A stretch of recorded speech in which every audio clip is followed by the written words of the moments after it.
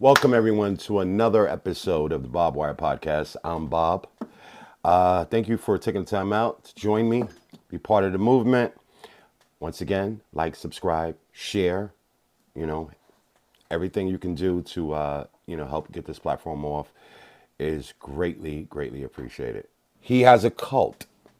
And he's a cult leader, and he understands what's happening here. Oh my God, I got all this black on me. I got to get the hell out of here. Like, it was just a moment. You literally primary these fools. You get them out of here because they don't got the dog in them. And right now, you got to have the dog in you. China was showing his balls. If you want to play, let's play. Let's play, you little orange buffoon.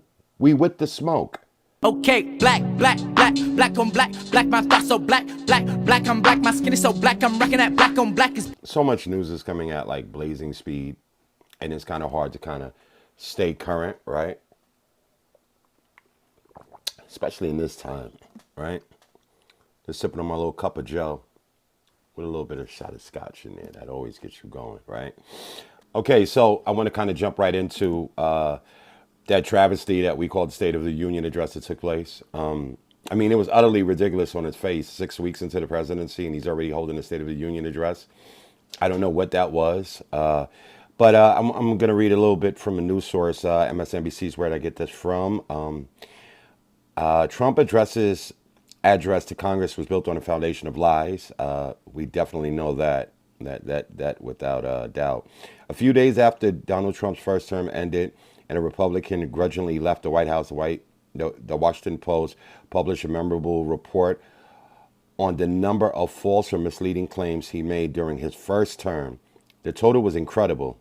By the end of his term, the report explained Trump had accumulated 30,573 lies during his presidency, averaging about 21 erroneous claims a day. This dude was like a cyborg of lies. Like, holy crap. I mean, he couldn't have been using a Tesla battery because he would have been died. So surprisingly, he was able to spit that out.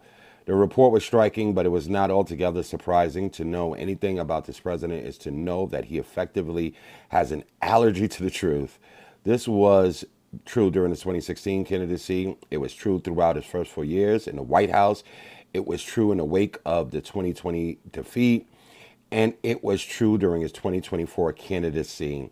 It was also true during his first national address of his second term. During his painfully long remarks before a joint session of Congress, Trump peddled so many brazen falsehoods, it was difficult to keep up with them all. The president and had his speechwriters must have known that his lies would be fact-checked by an independent news organization. But by all appearances, they were comfortable throwing caution to the wind. That's what's so discerning. Like, we're in an era right now where he doesn't literally care. Him, his speechwriters, any of them care about being on the side of facts, right? Because he understands, like, at the end of the day, who cares? My base is going to eat what I say, right? He has a cult. And he's a cult leader, and he understands what's happening here. He's got a bunch of sycophants that are following him, and they're going to just agree to anything that he's saying, right? Further grounding him in a falsehood of appearance of truth to his base, because they're going to sit there like, well, the Republican Party and all of them, they're all agreeing. If it was that blatant of lies, someone would have said something, because they're suffering from cognitive dissonance. They're not able to critically think their way out of a wet paper bag. So they're just going to accept this as it is. And that's the danger in it. I sat there and I painfully endured that 90 minutes of State of the Union address, and it was painful. But what I did was I didn't want to give him any ratings, right? Because I was very interested in that.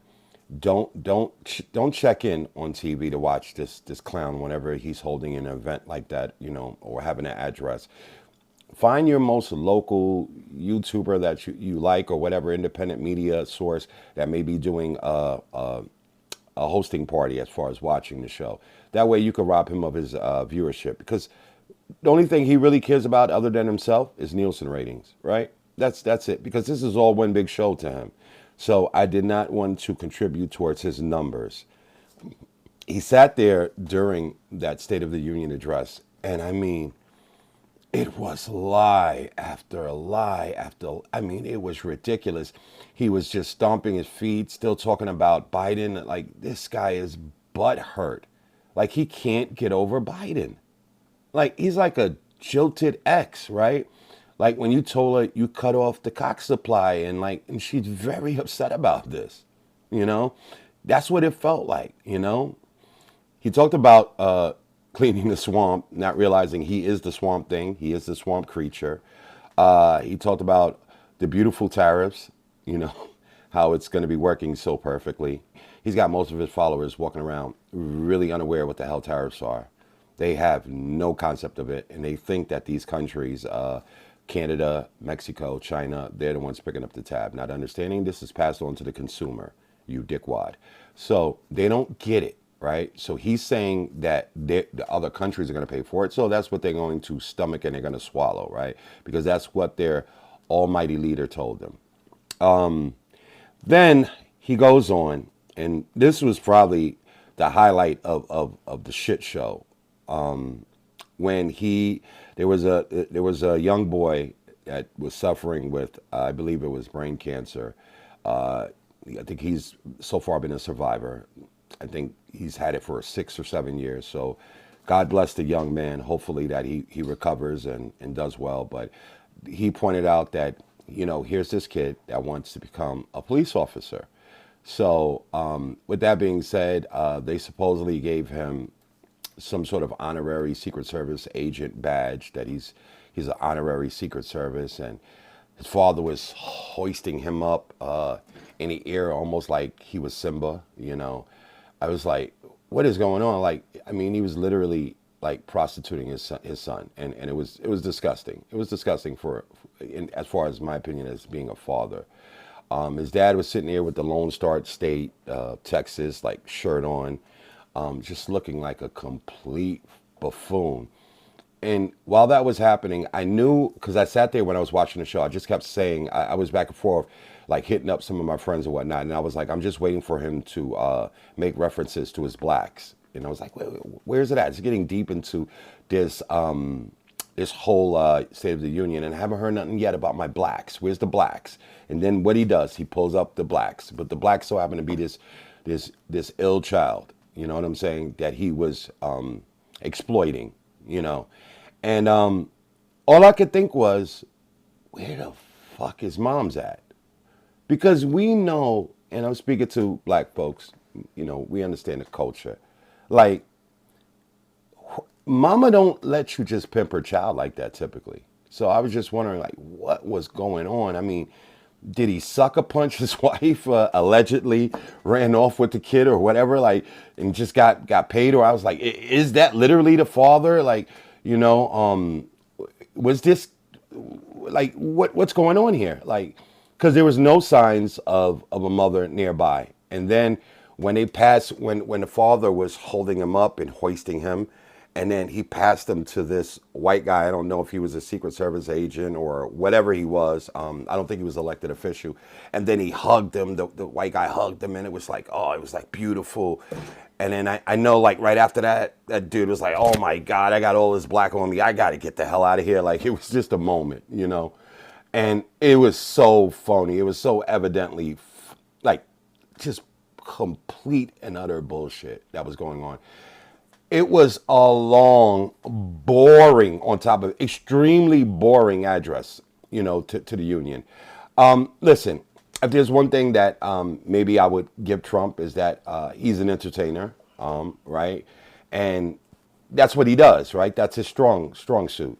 Never a reason to elect somebody, right? You know, we don't need entertainers. We need people who can set forth good policy. So I just want to keep reminding people of that, because some people think that that's actually a good thing. No, I don't need my politician to be an entertainer. I need him to do the business of the people. So, you know, he's good at being a clown, you know, performing, you know what I'm saying? You know, clown Trump in chief, you know. And it was just boring. It wasn't some of his better work. He's doing his old classics, you know, stomping his feet about, you know, he made it two genders. It's male and female. Also, the Gulf of America. He's renaming international waters, yet he have no authority to do such nonsense. Of course, he talked about DEI. DEI is the boogeyman. He spoke about it's the depth of wokeism. I just never understood how Democrats didn't get a hold of that and said, like, what's good about not being woke? Just on a literal sense, right? So if the opposite of woke is what? Fucking sleep, right? So like, how did they not pull that out and like turn that around and throw it in his face? I know how, because Democrats are a bunch of knock-kneed, like like babies. They're afraid to fight. You know what I'm saying? They wouldn't bust a grape in a fruit fight. So leading into that, actually, there was a few Democrats that stood on business. Jasmine Crockett, she walked out. She walked out because first one to stand up for us was Representative Al Green. He stood up when Trump was talking about the Medicare situation, pointing out this is disgusting, this is lies. Which here's the irony, and to jump back real quickly, here it was. They were celebrating and hoisting this kid that was suffering from cancer, who probably was getting aid from some sort of Affordable Care Act, some sort of social welfare. I'm pretty sure it was probably aiding in with this health situation, right? Because let's be quite honest, cancer could bankrupt you if you're not well off, right? You need some sort of assistance, you need some sort of coverage. And yet you literally have a president right here who has a South African sitting there trying to cut every single thing, you know what I'm saying, when it comes to healthcare, amongst many other things. And so you're going to celebrate this kid. This kid is probably going to need treatment throughout most of his life, right? And then they're celebrating him, So it was the irony of the whole nonsense. And I was like, I don't know how the father didn't put two and two together. But to jump back to what I was saying, so Representative Al Green, and I'm not talking about, love and happiness, because he wasn't with the love and happiness, this Al Green, right?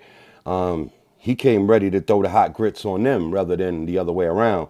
But he stood up and he stood on business, and they were warning him that he was going to be removed because he was making, as far as they considered, like a ruckus or disruptive. And ultimately, he wouldn't sit down when they told him sit down. And thank God that he stood on business and refused to. He got himself into what we call good trouble, right? And he got it escorted out. The thing that bothered me the most with that is that how the Democrats did not all, in single file, walked out and followed behind him. Maybe throw up the bird and then walked all out. Steal this guy's thunder. Like, you guys just don't know how to fight. You don't have any fight in you. There is no intensity, fortitude inside you guys, man. You know what I'm saying? I'm wondering, like, are you guys spine made out of gummy bears? Like, you guys are like weak. It's only a few that's got the fight in them.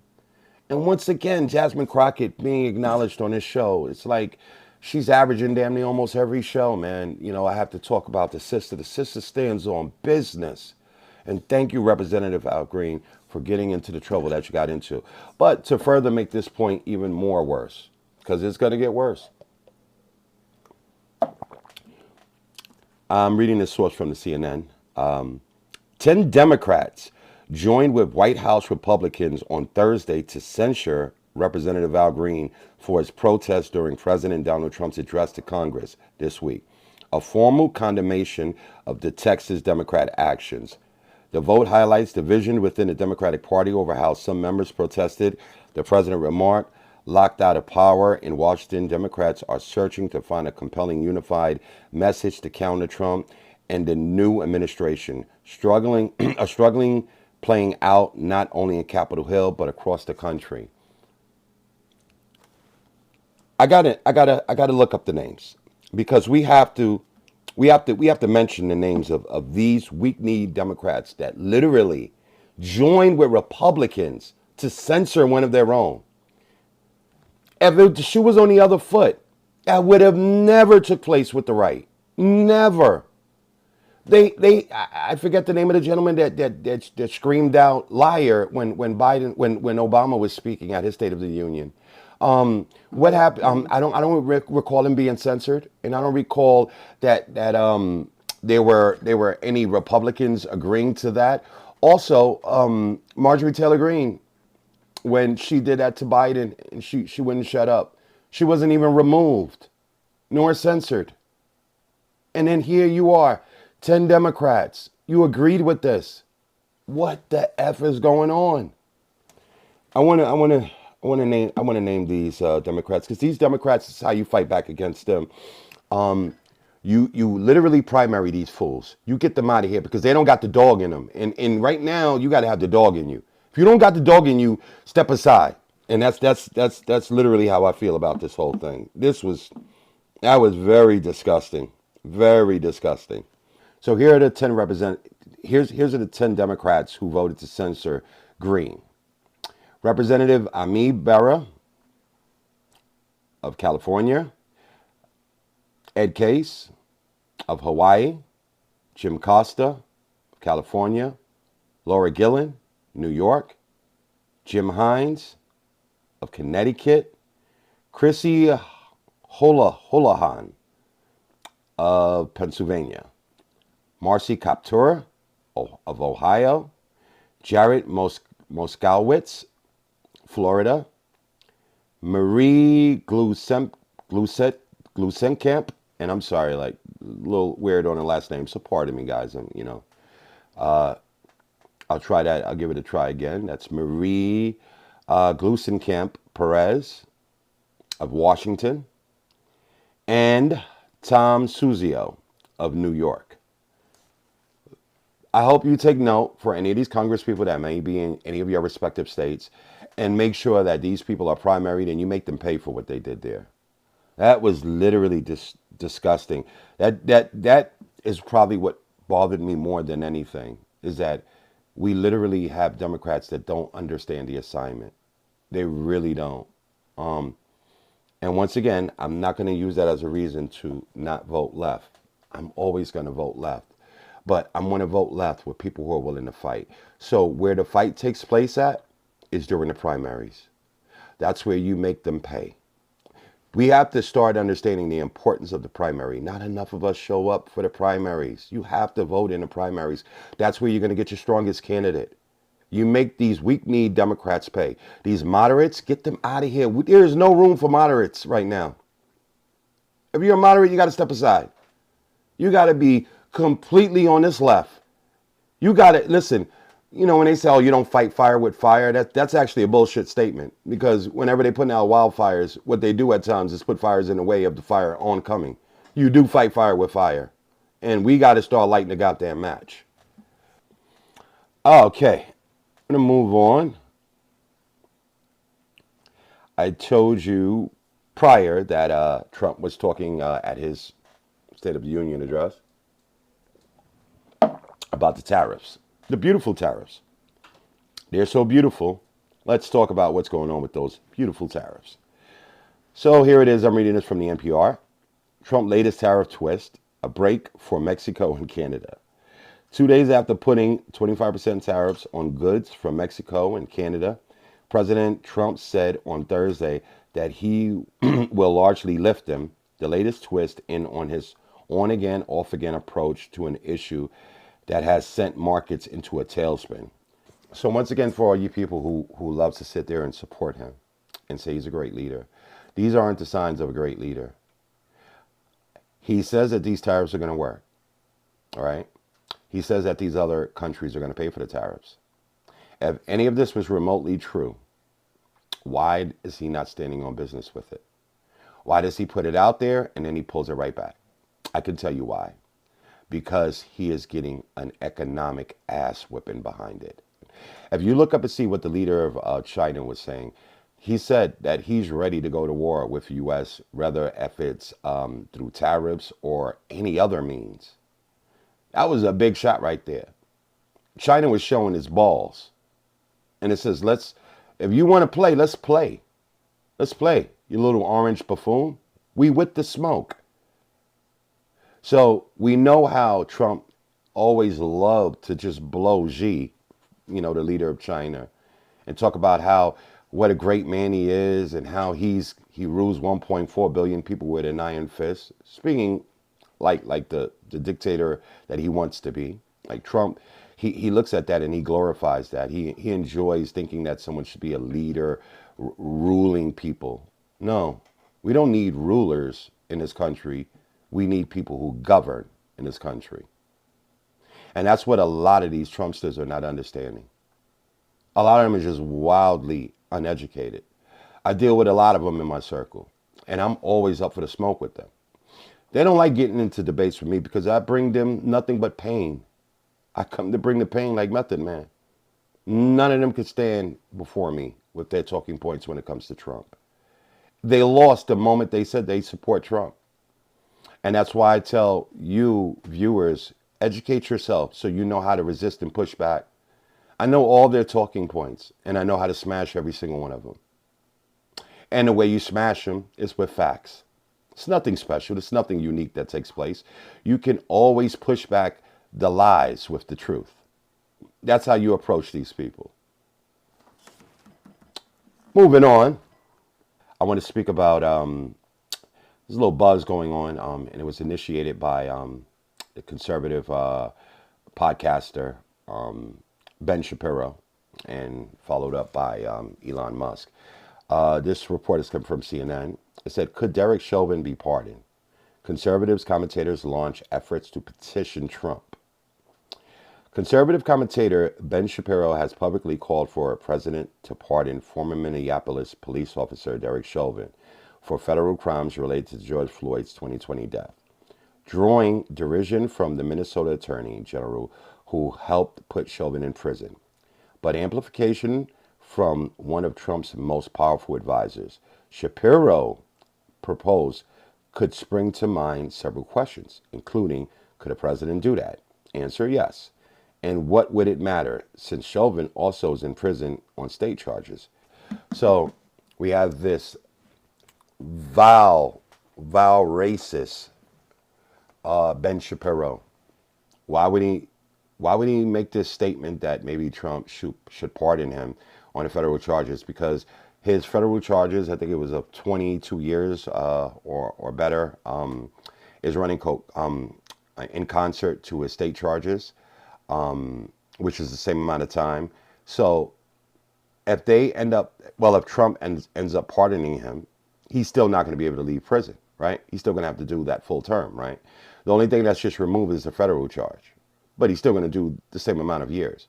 So where's the game? Where's the end game? That's what, you would stop and pause and think and say, well, what does this have to do with, right? What's the big to do? And here's the big to do.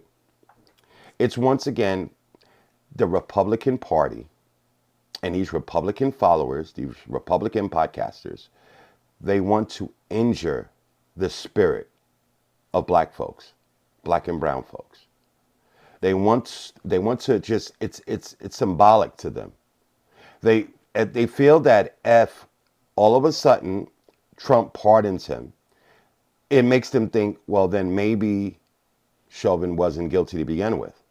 Even though when Chauvin went before the federal prosecution, he admitted and owned up to the fact that what he did cause the death of George Floyd. And this took place after a state case. But he took ownership of it when he went before the federal courts. So now that would admonish all of that all of a sudden. And he says, now all they want to do is cast a little bit of doubt, right? Make it seem like, well, maybe there was a setup going on here.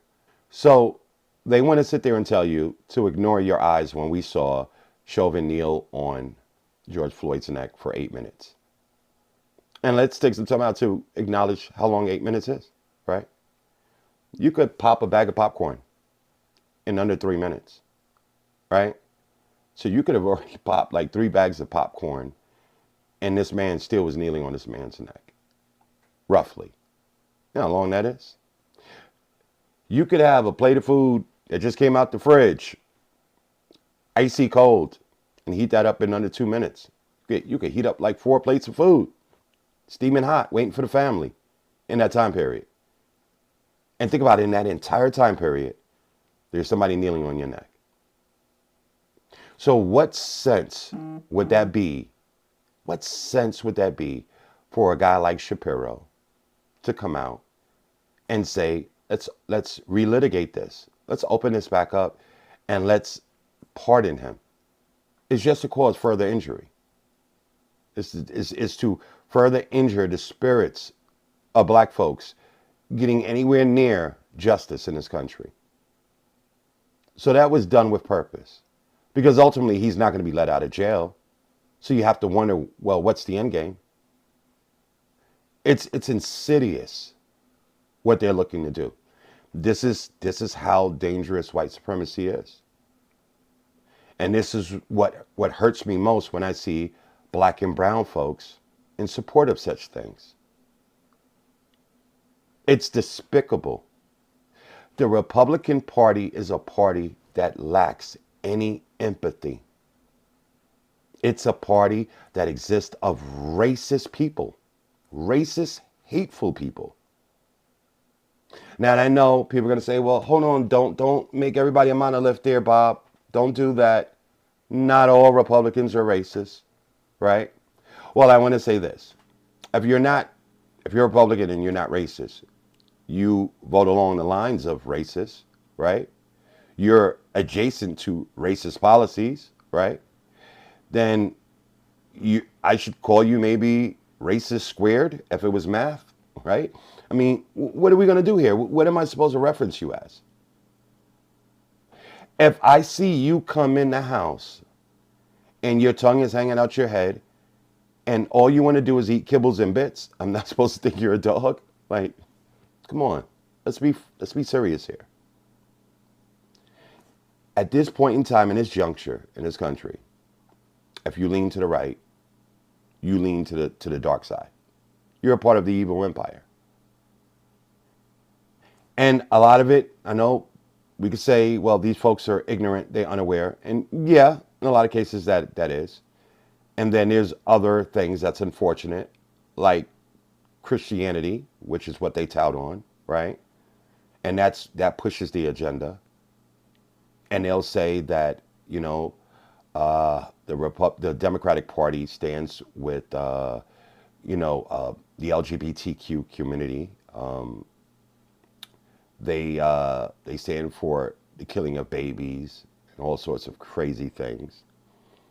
And they said, well, what would, God wouldn't like this, This is not something that would be accepted. What would the Lord think? Well, I don't know if this is gonna make it on the show, but I'm gonna say it. I think God was okay with killing babies. God wiped out everybody during the Great Flood. What do you think? That was just adults? There's some babies that was in there, right? But I always say this: if you want to meet somebody who's very unfamiliar with reading the Bible, you're probably in the presence of a Christian, because most Christians don't read the Bible. They just hear other people tell them things about the Bible, right? And that's the unfortunate part. And that sort of spirit carries on into their very politics, because they don't do the research to find out if what Trump is saying is factual or truthful. They sit there and they will say, well, if Trump said this, our Lord and Savior, Mr. Trump, must be telling the truth. And that's the dangers that what we face. And that's why, folks, you cannot sit home and not vote. You can't let these morons headline who should be literally sitting in office. I understand that your disdain might exist and say, I don't want to get myself involved in politics or whatever. Listen, you don't have to want to be involved with politics, but politics is always going to be involved with you. And maybe and I'm speaking to some of the sisters, the young ones that I be seeing out there on TikTok, just twerking all the time. Maybe we can slow down on the twerking a little bit, you know what I'm saying? And just maybe crack open a book instead of showing the crack your ass, maybe. I'm just saying, just putting it out there. That'll probably be an idea, Like I always said, I want to kind of leave the show on a high note, right? And this last segment, that I'm going to get into is very near and dear to me. It's very near. It's very near and dear. And when I was thinking about what I was going to say here, I was taking this as a very strong consideration of the producer, Justin. Take some time out to give him some applause. There you go. Give him some love. He's a big fan of Schultz. He's a big fan of Schultz. Andrew Schultz, for you guys. We had debates, long debates, sometimes at the wee hours of the night, where I was saying to him, I just don't believe Schultz would get a Netflix special. I was wrong. He did get a Netflix special. Mm-hmm. See, I'm a man that could stand on my word, and when I'm wrong, I'm able to say I'm wrong, right? I have integrity, despite what some may think. And he did get the Netflix special, right? But I guess in this time and era, I'm probably just a few days away from a Netflix special. They must be giving these things out. It must be, you could probably buy yourself a Netflix special in Temu, probably at this point, right? He's got one. But I want to say, you know what? I'm going to put my biases aside. And I said I was going to watch his special, right? The special is called Life. Am I correct? Mm-hmm. It's Life. And I know in my hearts of heart, Andrew Schultz is a bigot.